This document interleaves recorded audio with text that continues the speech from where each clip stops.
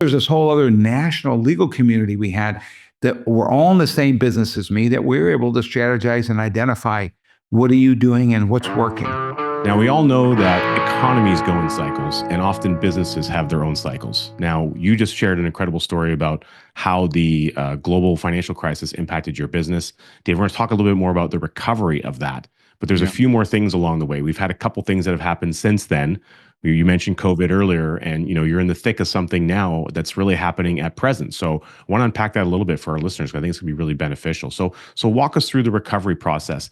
How did you start to see things pick up again after the recession? Well, the recession, if you remember, it was a long one. Again, there's a lot of people that don't remember it, or they were young and they really weren't experiencing it from a business perspective.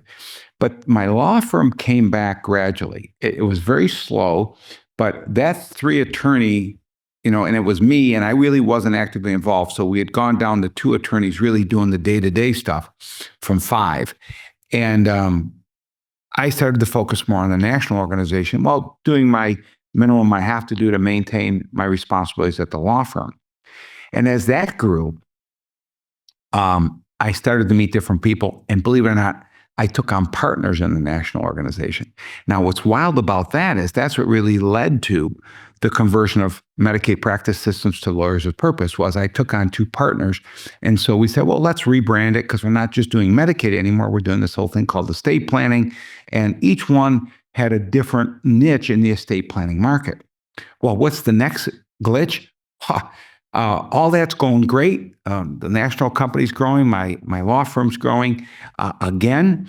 And then my partners and I come to a point where we see the future differently. Now, interestingly, my partners were not entrepreneurs. They were technicians. What do I mean by that? If you've ever read The E-Myth, right, by Michael Gerber, you understand there's those now, again, they would probably disagree with me. But what I mean by that is the vision that I had, me being the visionary more, the vision I had as us growing was more dependency on technology, less dependency on people. In fact, people don't believe this, but we had a goal in my companies, not my law firm so much, but my national legal organization. This was a goal in 2019. Are you ready?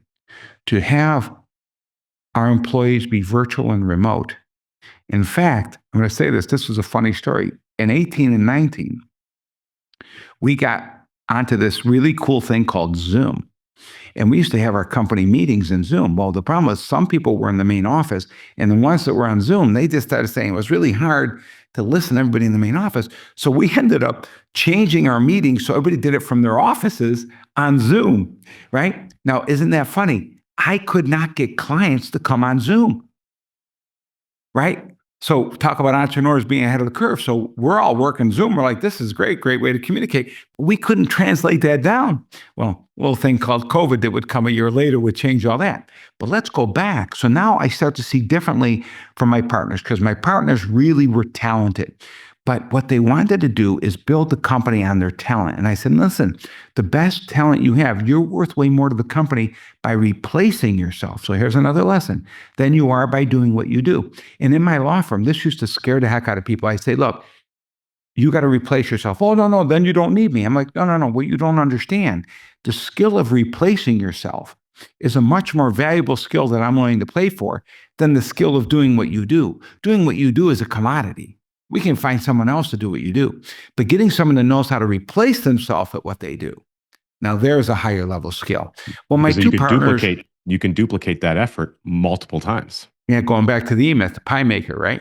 And so my partners were very talented. My one partner agreed with me, and she has gone on and done a lot of that stuff, and we're still very friendly. The other partner, though, really saw her skills as essential and universal. And I said, well, the challenge I have is you only have so much bandwidth. And then if you go down, everything goes down. How are we going to fix this? So we fixed it by agreeing to separate. So that was my next step back, right? Which was taking this company that was just me, that I had brought on partners, and that had gone for 5 years and went successfully, now to reshift again and rebuild this company alone. right? So now I have to rely on key employees as opposed to partners, which is a different level game. But here's the beauty of this journey, and wait till you get to the current day, you're not going to believe it. But the key to this journey is each time you go back, you're not starting over because you're going in from a whole different view. The view I went back in after I bought my partners out was the same skills I used in the beginning, but I had such a different perspective because of how much I had grown and learned from having those partnerships. So I'm always I always look, I've probably lost millions and millions of dollars in my lifetime. That's not what you're measured on. You're measured on what you make, right? You're going to fail at times. Things are going to fail.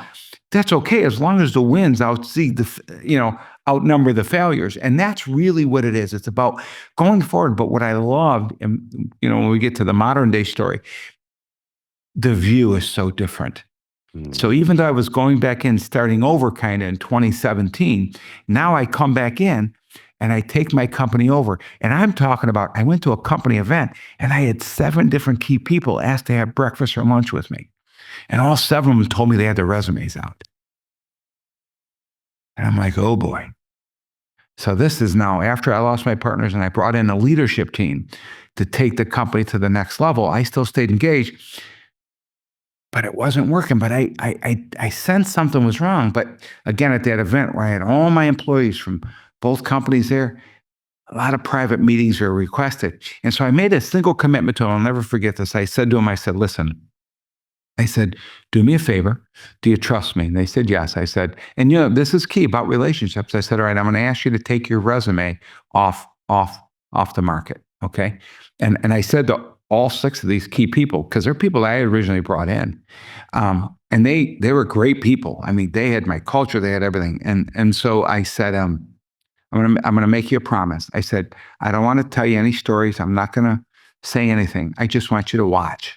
I said, but you got to give me 3 months. Just hang in there and watch. Pay attention to what you see and what you hear. I'm not going to tell you. I'm not going to make you fancy promises. I said, just trust me. Give me time. And they did. And over the next 3 months, my CMO was the first one to go. My COO was the second one to go. And the final one that went kicking and screaming was the CEO.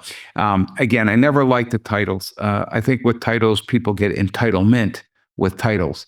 And so we don't have big fancy titles in our companies. But here's what happened. I went back in and took the company over. It was the spring of 2018. And I had to rebuild the whole company. But the good news was I had my key people. Their skill level wasn't. But again, I didn't know. It took me being out to look from the outside in a while to see what the challenges were. And I had great people at the lower levels, but they didn't have the level of skill that the C level had. And so there was this gap between the C level that came in and the operating level, we'll call it, the people running the businesses. So I committed to come back in and take the company back over. And in 3 years, I reinvigorated, reinvented the company and built it to the best it had ever been.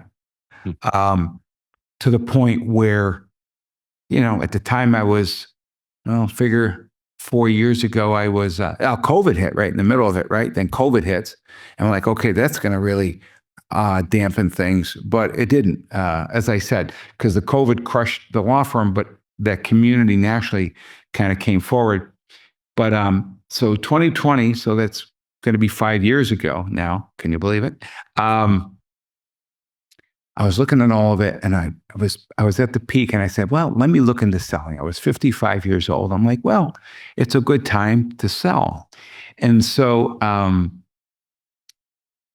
I went and started doing that look, and there were some real promising things. The guy who did my business valuation said, I have a lot of people who are interested. They're waiting to talk to you. And I'm like, well, I'm not sure I want to sell yet. This other thing, Attorney came up, and it was like, okay, well, I can really go back at the market with this whole new thing, bring it to a whole nother level game. But I'm like, you know what? I don't want to do that. I want to bring in a new leadership team to do that. And you're starting to get, do you ever, what was that movie? Groundhog's Day? Yeah, yeah, Right? You yeah. keep waking up, right? But these are groundhog years. Like years go by and I find myself in that same place again. Okay, is it time to bring in leadership? And I had promised my leadership team at the time that I would not leave unless they asked me to, and they were part of the person who replaced me. My leadership team said it's time. It's time to bring in someone else. And so rather than selling the company at that point in time, which was very tempting, I opted to do a national search to bring in a new CEO, and for that CEO to build their own leadership team again.